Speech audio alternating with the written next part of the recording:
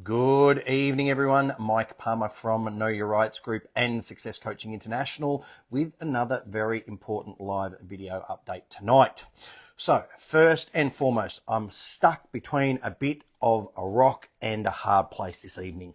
I've spoken to a number of people over the past 24 hours, and many of them have asked me to share my thoughts on yesterday's presidential debate.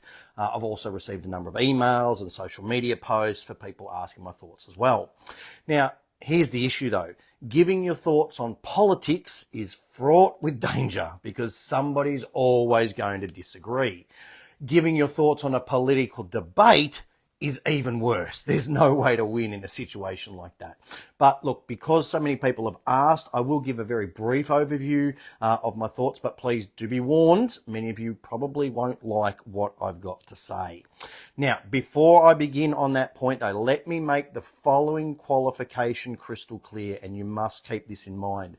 The purpose of a presidential debate is to help swing undecided voters.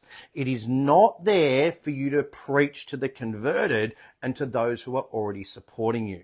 This is a fundamental key that I think Donald Trump missed. Now, please also keep in mind that I've never shied away from my bias towards Donald Trump over Kamala Harris or, indeed Joe Biden for that matter. But equally, I've also made it crystal clear on these videos before that I do not believe that Trump is our savior or anything like that. The only ones that are ultimately going to save us are ourselves. Now, he can be used as a role model or an inspiration, and all of that's great, but we are the ones that ultimately have to take action. I do think Trump is a patriot. I think he's one of the very few that does truly love his country. He did give up his high-paying job to get into politics rather than the other way around, which is, of course, what most politicians do, but he's certainly not the be-all and end-all. So I'd ask you all to keep that in mind as we go through my following thoughts. So, first up, to begin with, in essence, I think that Harris did the better job on the night. She basically did everything right that she could do. She prepared herself. She clearly took speaking and probably even acting lessons. She goaded Trump and sucked him into responding to her points. She took him off track from the points that he should have been making. And look, in all honesty, given the very limited track record, that her administration has, the very limited meaningful plans that she did, that she had, she did the very best with what she had available to her. Now, Trump, on the other hand, in my opinion, did pretty much the opposite. Trump actually had the better arguments, but he got sucked into defending himself against the claims made by Harris.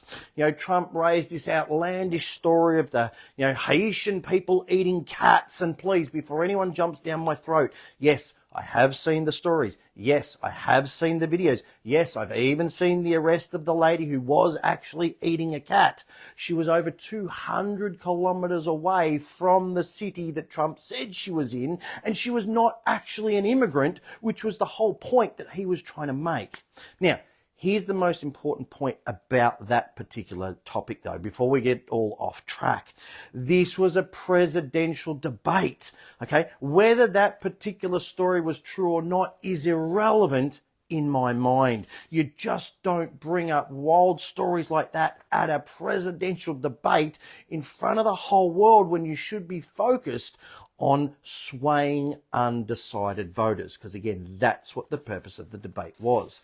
The reality is Trump actually had an excellent track record in the past with all the things that he's done, and he should have focused on that more, but instead he left his most important, his most powerful argument until the last 2 minutes of a 90-minute debate. He said, she's been in power for 3.5 years. Why hasn't she done all the things that she's been talking about? That was the point he should have been making all along. Trump, on the other hand, of course, did exactly what he promised last time he was elected. Okay, and that's what he should have stuck to. Yes, I'm aware of the argument that the ABC interviewers were clearly one-sided. They fact-checked Trump, 7 or 8 times. They didn't do the same to Harris even once. But here's the thing. He's a 78-year-old billionaire. He should have known better. Okay, he should have prepared better. He and his team, or he and his staff, should have known the type of questions that a group like the ABC were going to ask. He and his team should have known Harris's strategies. And in my opinion, he should have simply calmed down, put his ego to the side for just an hour and a half and focused on the purpose of the debate and done a much better job than he did. She focused on the people. He essentially focused on himself. Now, at the end of the day, here's the thing. Do I think that it's going to make any real world difference to the overall result of the election? No. Not really. It wasn't a bloodbath like the whole Trump-Biden one was. And although Harris, in my opinion, did do a better job on the night, I think also people could really see that her, upbeat, smiling facade was really quite hollow, and there wasn't really very much behind it except all the hopes and dreams that she kept referring to. So, for what it's worth, they're my thoughts on yesterday's debate. I'm sure some of you will disagree. And again, that's fine. I'm more than happy to simply agree to disagree. We can all be mature enough and get on with our lives. So getting into the articles for tonight's video, the first thing that I want to cover is the latest attempt by the government to try and take over this role of parenting again. Now, we saw this obviously extensively with the government trying to dictate to parents what was and wasn't in their best interest for them to put in their children's bodies during COVID. Okay, and now they're trying to do the same thing with social media access. So this is the article in case anybody has missed it. You can see the title there. Enough is enough. Albanese government commits to national social media age limit. Australian kids will be blocked from social media until a certain age under a national plan to target growing concerns around its impacts on young minds. The Albanese government will tomorrow commit to introducing legislation on a social media age limit following similar announcements from Victoria and South Australia. Prime Minister Anthony Albanese said the government was listening to parents' concerns and determined to take the right approach. Why? If the parents are that concerned, why don't they simply control what their kids are and aren't accessing on their phones? There are parental controls and apps and things available for phones. Parents need to put their foot down and say to the kids, if they're that young, when they go to bed, no phones in bed, no going on social media. They can trace and track what their kids are looking at, and they need to be taking action, not handballing it off to the government to do. We know that technology moves fast. No government is going to be able to protect every child from every threat, but we have to do all we can. Really? Why doesn't that apply to vehicle safety? Technology is leaps and bounds ahead of where we were 50 years ago.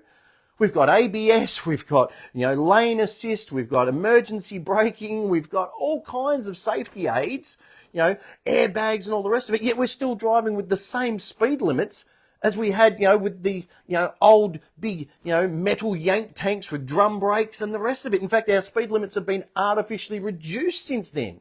So, they're concerned about the rapid, advancement of technology when it comes to social media, but, they don't care about that when it comes to vehicle safety.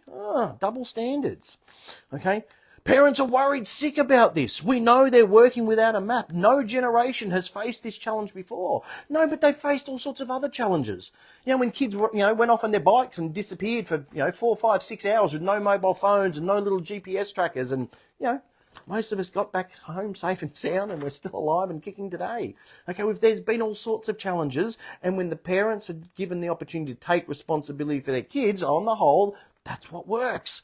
That we've seen more and more government control over the last few years, and things are more and more out of control. Youth crime is out of control. The police are out of control. The government's out of control. Let's start putting it back in the hands of the parents. No age limit has yet been set, but the government believes age assurance technology it's trialling could be used to set one between 13 and 16. Most big social media companies don't let children under 13 sign up, but the restrictions are trivial to get around. Like the internet porn filter that some teenager cracked in about an hour when the government rolled that out. Okay, if kids are determined to get around these things, they will find ways, don't worry. Okay, the government doesn't have all the answers. As I've said a million times before, any code that is made by man or woman, we're not sexist, can be broken by man or woman. Okay, anyone can get around them, with a little bit of effort. The safety and mental and physical health of our young people is paramount, Albanese said. Really? Where was that thinking process during COVID, mate? Okay, when all the kids were forced to stay at home and learn from their parents that really had no idea of how to teach, when the kids weren't allowed to go out and socialise with their friends, they could only go out and do half an hour of exercise a day. They couldn't go past, 5 kilometres from their home to catch up with friends and family. They weren't able to see their dying grandparents. Okay, they weren't able to go to a school classroom and socialise with their school friends. Where was the government's concern about children's, safety and mental and health well-being then? Oh, no, again, double standards galore. Parents want their kids off their phones and on the footy fields, and so do I. Then the parents can do it. The parents can grab the phones and take them off the kids and put them in the car and take them to the footy field. Don't need the government to step in and interfere. The evidence shows early access to addictive social media is causing our kids harm, he said. This is no different to cigarettes or alcohol. When a product or service hurts children, governments must act. Really? Then how about you start banning kids from eating crap like Macca's and KFC and drinking energy drinks and all that sort of stuff, which is clearly damaging and harmful for kids. When's the government going to bring in legislation to deal with that? Oh, that's right. They get all these taxes and kickbacks from those companies. They wouldn't want to upset them. This gets me so frustrated because these authors just print this rubbish, okay, without actually stopping and looking at the other side. It's unclear how the government would enforce the age limits, but experts have suggested self-reporting. Oh, of course, that's sure to work. What could possibly go wrong? Parental consent, which they could do without any government interference anyway, and estimating users' age based on their appearance or behaviour are all possible outcomes. Really? Really? Based on their appearance? Okay. I know 13-year-olds that look like they're 16, and I know other 13-year-olds that look like they're 10. So how is that going to work? I know, some girls that are very mature for their age and others that are very immature for their age. I mean, it's just ridiculous what they're proposing. Unfortunately, many of these approaches raise significant privacy concerns for users, you think? Not least because a third party, such as the social media company, would be handling their ID documents and other personal data. RMIT University Professor of Information Sciences Lisa M. Given wrote in the Conversation earlier this year, yeah, great, let's just hand over more data to these companies. What could possibly go wrong? While government-issued digital IDs may offer secure alternatives for age verification, many people may not hold passports, driver's license, or other types of hard documentation required for these services. So there it is. That's what they're pushing for. Government ID as young as possible. That is what this is all about. Nothing to do with children's health and mental well-being and getting them off social media. It's all about how can we get them signed up for some sort of government ID or some sort of digital ID as early as possible. This is what it's about. Always think a few steps ahead, okay, and make sure, okay, that you take a stand as a parent, okay? This is your responsibility. My question to everybody through this video and out in the, the big wide world out there is, when are parents going to start genuinely taking responsibility, telling their governments to back off, okay, when they overstep the mark? Because here's the thing, if you don't express your will to your elected representatives in Parliament, they're just going to keep exercising theirs, and they're going to keep working towards their ultimate agendas, which of course are things like the digital ID and the cashless society. Now, speaking of that, have a listen to this, and keep in mind this next article is actually a senior citizen industry article for senior citizens about the push for seniors to sign up for Face ID as payments. Yes, you read that correctly. That's the title, and that's the publication that it comes from. Okay? Face value. New technology changes checkout game, but can face privacy hurdles down under. Seniors Discount Club. In an age where convenience is king and technology is the court jester, the way we pay for our groceries, clothes, and even our morning coffee is changing at breakneck pace. Gone are the days of counting coins and notes. No, they're not. They're still there if people just choose to use them. Digital payments have now taken the throne in Australia. However, what if I told you that the future of transactions might not involve wallets, cards, or even phones? That's right, the next big thing in the world of payments could be paying with nothing but your face, a concept that's already smiling at 760 million users worldwide. Facial recognition payment technology, FRPT, is the new kid on the block, and it's making waves in countries like China, Russia, and some African countries. Whoa, there's something to strive for, isn't it? All those elderly citizens, they want to live in countries like China and Russia and African nations. That's how they want to retire. Come off it. This technology allows you to pay for items with a simple scan of your face. No fumbling for your credit card or smartphone required. Before we all start paying with a smile, though, there are significant concerns to address. Yeah, I think. Particularly around security, privacy, and data collection. With the ever-present threat of scams and data breaches, Australians are understandably wary about the idea of their facial data being used for transactions. However, the technology raises significant concerns about who would ultimately store your facial data. Would it be your bank, your local supermarket, or a third party? Professor Mortimer emphasised that this crucial question must be addressed for the technology to succeed. Well, let's hope they don't address the question, and let's hope the technology does not succeed in the slightest. An investigation earlier this year found that using physical cash can aid in better financial management, as it helps keep track of your spending and introduces a pain point when handing over money, something we've been saying for years. QUT, Queensland University Technology Research, revealed that some Australians are concerned they might overspend if they could make purchases simply by using facial recognition. I mean, how many of the elderly who, let's be honest, I mean, I'm not being rude, but they do, struggle sometimes with new technologies. They might go and just, look at something and they think they're just looking at it and not realise, it's actually just taken a face scan and you've agreed to make a payment. I mean, come on. Okay? If I just look at the screen, I pay for my goods, so I'm losing track of what I've actually spent, Professor Mortimer said.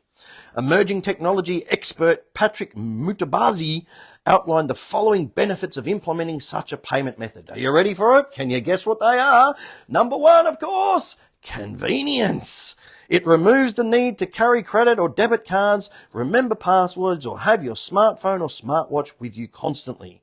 Speed. Instead of fumbling for payment methods, you simply pose for the camera and complete the transactions quickly. How about you stand in line and you open your wallet or your purse and you do a rough calculation of what it's going to cost and you get the money ready before you step up to the counter? I don't know, just a thought. Hygiene. That old chestnut. With no physical contact required, FRPT helps avoid exposure to bacteria, often found in cash. What happened, from 10 years ago prior, for the hundreds and hundreds of years that cash was used? No one seemed to be having problems with bacteria from cash prior to COVID, really. And now all of a sudden it's the big issue that they keep talking about. Potential security. Supporters argue it could add an extra layer of security, as hackers would need a flawless replica of your face to access your payment information. And I mean, they couldn't possibly do that with things like Facebook and social media and AI. I mean, they couldn't get a snapshot of your face, could they? Of course not. Don't be silly. As the adoption of innovative payment technologies like facial recognition expands globally, it's crucial for consumers to stay informed about the potential privacy implications. While the convenience of paying with a smile or a wave is tempting, there are significant concerns about how personal data, particularly facial information, is handled. This leads to important questions about privacy and consent, especially considering the legal aspects of facial data collection and its commercial use. So I am forever hopeful that our more senior, experienced, worldly, wiser citizens out there would not fall for anything so stupid, and of course hopefully as well encourage their younger counterparts not to fall for this insanity either. So once again, this is of course a perfect time to remind everyone about Jason Bryce's petition. That's the one to legislate a formal cash and banking guarantee in this country. Again, you should find a link going up in the comments if you're watching on Facebook. If you're watching on YouTube, just do a search for petition for formal cash and banking guarantee in Australia and you will find that signature, petition, and please do add your signature to it. Don't forget also to be sure to join our Call Out Cashless Businesses Facebook Facebook group. Let's keep naming and shaming those businesses that refuse to accept cash, and of course promote those that do choose to accept it. And don't forget also our sister group, the Cash is King discussion group, a great place to share these sorts of ideas, these very articles. They're the place to post all of those, post these videos, share those things around, and let's make people aware of the larger cashless agenda, the digital ID agenda, and why we all need to push back against it. All right, so speaking of cash and money, it seems like the revenue raisers are back at it again. Despite the road toll rising in most states, as I covered on a recent video, they insist on just simply rolling out new cameras to rake in more money. Now, first off, in New South Wales, they're now turning on their average speed cameras for all motorists, not just trucks. Now, I was actually surprised to read that it was the only state that actually only had them for trucks, because all the other states have them for all vehicles. So if you're in New South Wales or traveling to New South Wales, make sure you're aware of this article. Average speed cameras set to be turned on for cars as well as trucks in New South Wales freeway trials. New South Wales will soon start testing average speed cameras for all types of vehicles in the state in a bid to curb the mounting road death toll. Every other Australian state, including the ACT, uses average speed enforcement for light vehicles. As it stands, New South Wales only uses the system for heavy vehicles, but that's all about to change for drivers in the state.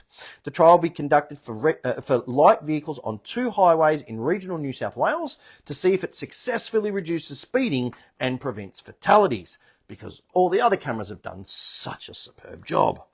One location will be the Pacific Highway between Kew and Lake Innes in Port Macquarie, with 15 kilometres between the 2 cameras. The second location will be the Hume Highway between Coolac and Gundagai, and there will be 16 kilometres between those cameras. There were a combined total of 6 deaths and 33 serious injuries between 2018 and 2022 on those roads. John Graham, Minister for Roads, said the use of average speed cameras and New South Wales was now a priority as road death tolls have now surpassed the previous year. So they keep rolling out more cameras, the road toll keeps going up, but they think it's a good idea to roll out more cameras. What's that definition of insanity again? That's right. Doing the same thing again and again, expecting a different result. New South Wales is the only jurisdiction in the world to use average speed cameras, but restrict their use to heavy vehicles only. In the context of a rising road toll, so they're admitting it, now is the time to trial these cameras for light vehicles and understand if we can keep more people safe on the road more of the time. And if they can't, will they stop? Of course not, because they're going to make a lot of money. Before any trial begins, the New South Wales government will conduct a comprehensive awareness campaign to inform the public about average speed cameras, and a 60-day warning letter period will give motorists time to adjust to their use in these limited locations. The average speed camera trial follows other road safety initiatives introduced by the New South Wales Premier Chris Minns and the Labor government, such as seatbelt enforcement using cameras. So again, new cameras, new fines, road toll keeps going up. Brilliant. Legislation will be needed before a trial phase is enforced or a decision is made to use them permanently. And how will that legislation be enacted? Lawfully or not? The road death toll in New South Wales for 2024 stands at 227, which is 2 more than the same time in 2023. 2 more.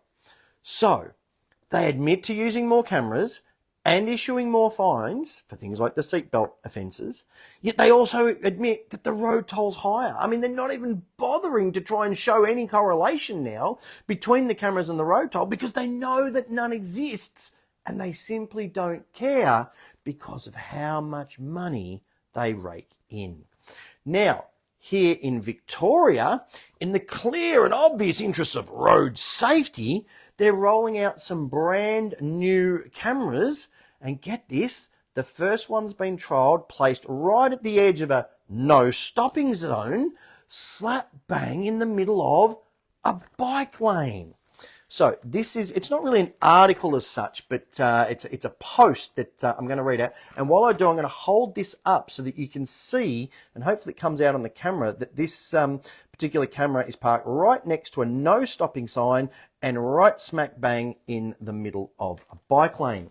So it says, new mobile Victorian money printing machine spotted today at Dorset Road, Croydon.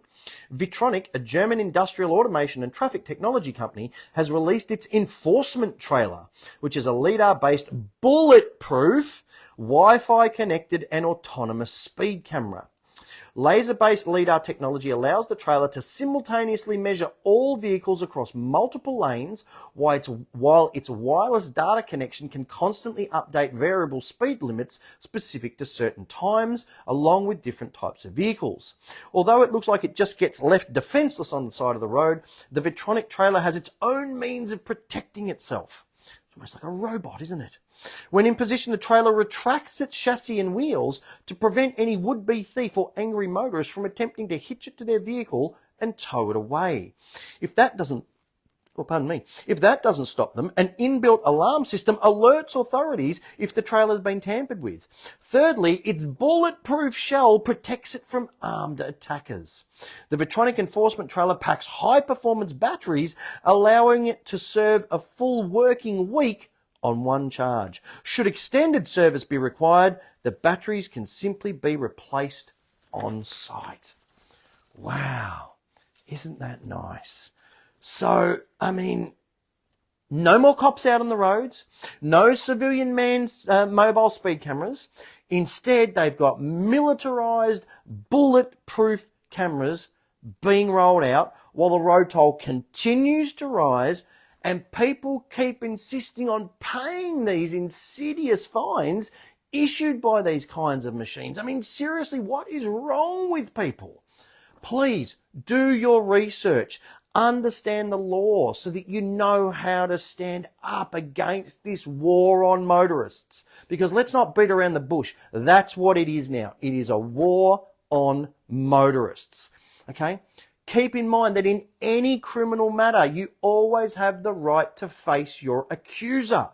So are they seriously going to tow one of these into the courtroom and put it on the stand to give evidence against you so that you can cross-examine it? Of course not. Okay, there are no checks and balances here. There's no human involvement. Just a machine just snapping pictures for a solid week with no human input and just sending out these automated fines to see who is stupid enough to pay them or too lazy to challenge them. Okay, as always, please keep in mind, okay, that Aussie speeding fines book has been written so that a teenager can read it and understand it and follow the steps. And indeed, many teenagers have.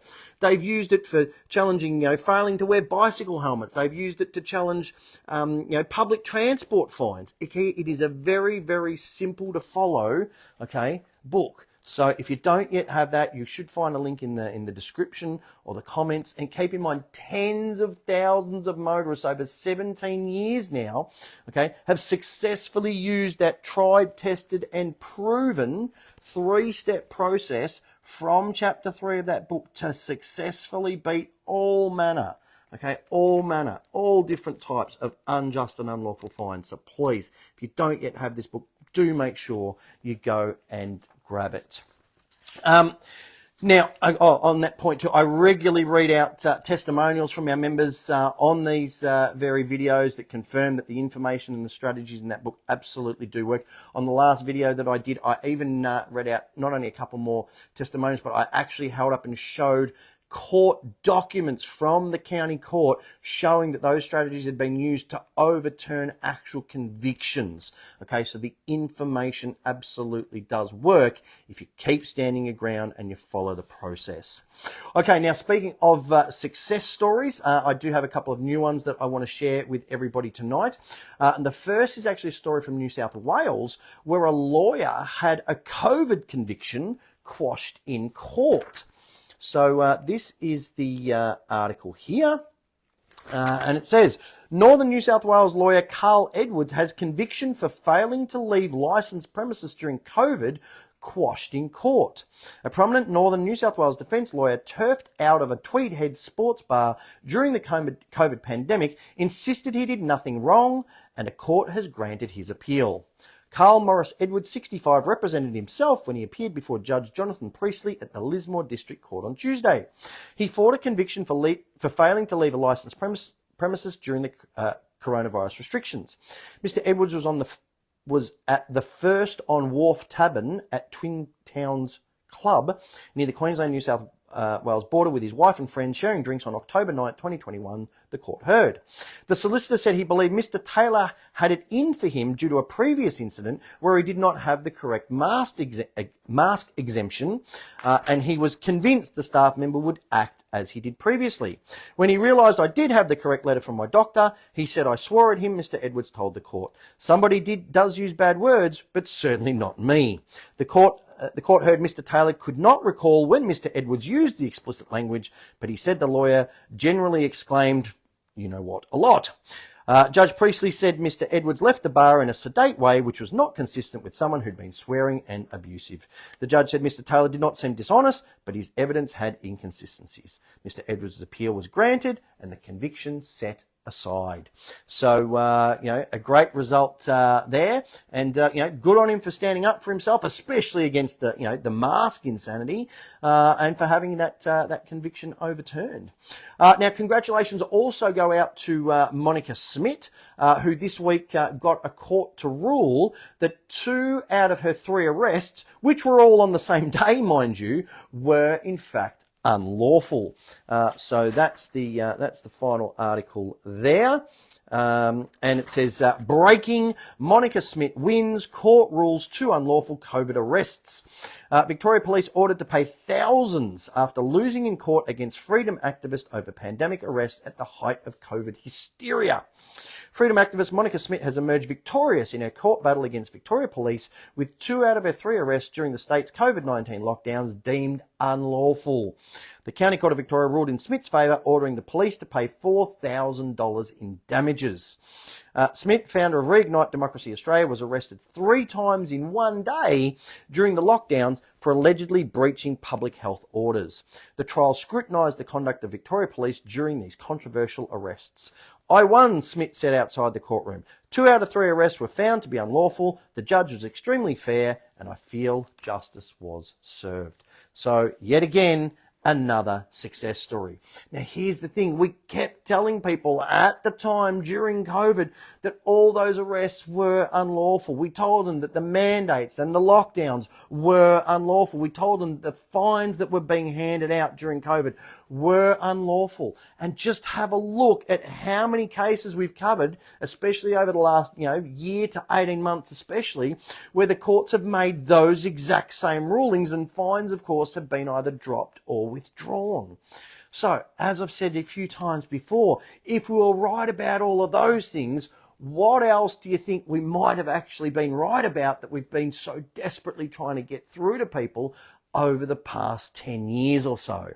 Now, of course, if you want to learn about some of the other important topics that we cover, the best place to start is our ebook, The Essential Step-by-Step Manual for Understanding and Exercising Your Rights.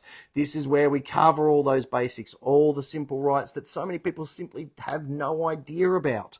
Okay, so please grab that book. There's links in the description, links in the comments, and it is a really great starting point. Now, of course, if you want to dive right in, then we would highly recommend finding a way to attend our final standard live events for the foreseeable future, which are, of course, on in Perth this weekend, the 13th, 14th and 15th of September.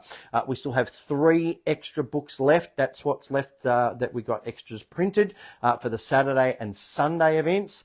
So you can find out all the details of what we're going to be covering for those final events via the links on our seminar page. So again, look in the description, look in the comments, you'll find a link to the seminar page and to the Perth events, which is the actual booking page.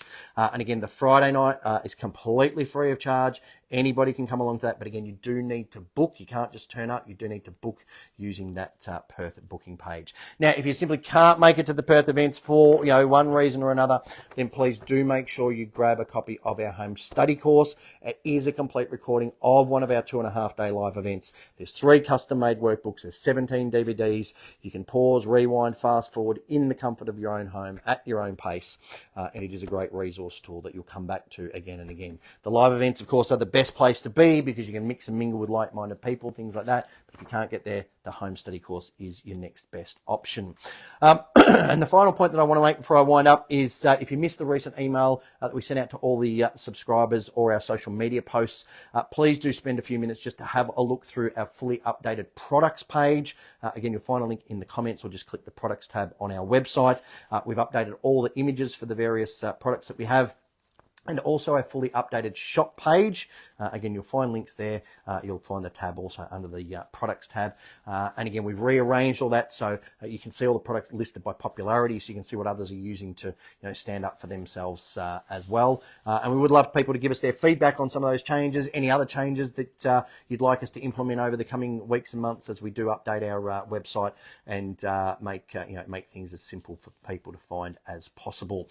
The final point is our brand new tech pack, and that does include of course the CD, the USB CD DVD drive. So if you don't have a CD player or DVD player in your computer anymore, you can plug this in with USB-A, USB-C, you put the CDs in there, you can put one of our USB drives, which we have as well, straight in the top, convert all the data from the CD, DVD onto a USB, tuck the CDs away, so when the internet goes down and everything crashes, you've still got the physical copies. You pop them onto USB and then you can pop them in. So you'll find those tech packs, which also include our mouse mat. So it's the USB CD drive and the mouse mat.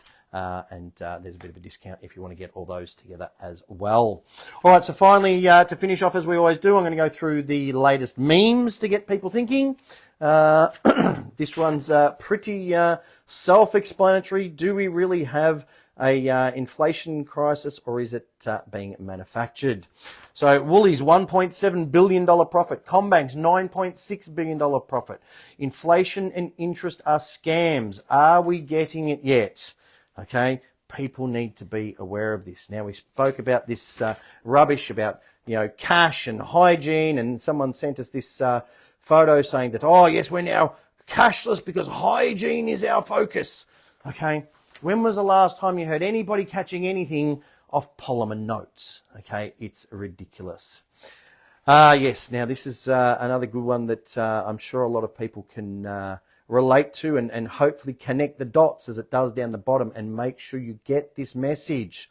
Okay, if all your income is consumed for food and shelter, then your work is no longer a way of economic advancement, but an activity of self-preservation. In the real world, that is simply called slavery, and it was outlawed a long time ago. And we need to start standing up against this, because it is still unlawful today, and yet they're doing it all subversively through, perpetuated inflation, through all these banking, tap and go fees and all the rest of it. And we don't even realize, the majority of people anyway, how enslaved we actually are. And then this is the final one I'm going to leave you with, okay, because this is an important message that everybody needs to get. Okay, so important. If you don't understand these basic principles, you're not going to get it. Until you realize the government is not your friend. The law is not here to protect you. Money is not here to give you life. The church is not here to save you. The school system is not here to give you knowledge. And the pharmacy is not here to cure you. Until you get that, you will never, ever be free. So please make sure you understand those simple concepts. So I'm going to leave things there for tonight. As always, I do urge you to make use of all of the various products and services that we provide to please get informed, get fired up, and get proactive. We do need that this year more than ever. These videos, of course, are completely free to watch. You find them on our BitChute channel, our YouTube channel, and on the videos tab on our Facebook page. There's plenty of free information on our website and the other websites that we recommend. Of course, if you want to go above and beyond that, I mentioned the book, Know Your Rights book before. There's also that Aussie Speeding Fines book for challenging all manner of fines. There's the Bank Secrets book for those of you who are struggling to make your credit cards and personal loan repayments. They can be very easily discharged with just a few letters. You can get these all individually. You can get them, of course, as part of the combo pack, and you do get the tote bag included as a bonus. Don't forget we do have our caps and beanies still available. So if you don't have those yet, make sure you grab one of those. People see the logo, they come up, have a chat. Great way to meet other like-minded people. So I'm going to leave things there. I look forward to meeting many of you over the course of the coming weekend in Perth. Please be aware, as soon as we turn this off, I'm straight to bed. We're up at 4 o'clock in the morning for a very, very early flight, but we will answer any emails during the course of the day and get any orders out to people as soon as we can. Other than that, have a fantastic weekend, and I'll talk to you all next Thursday night. Take care.